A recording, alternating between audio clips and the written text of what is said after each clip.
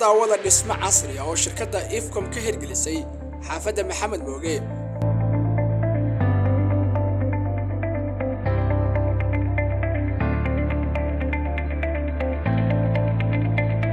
waana dhismo leh bilic iyo tayo aad u sareysa.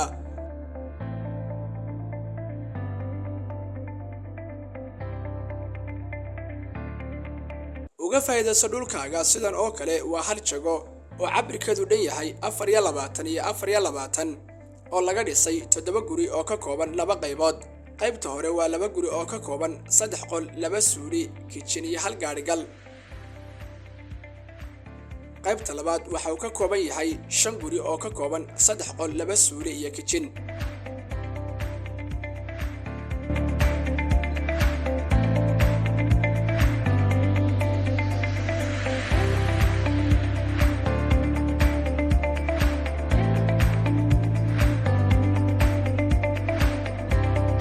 nagaashaha dhismo rasamaal waa rabitaanka yaga.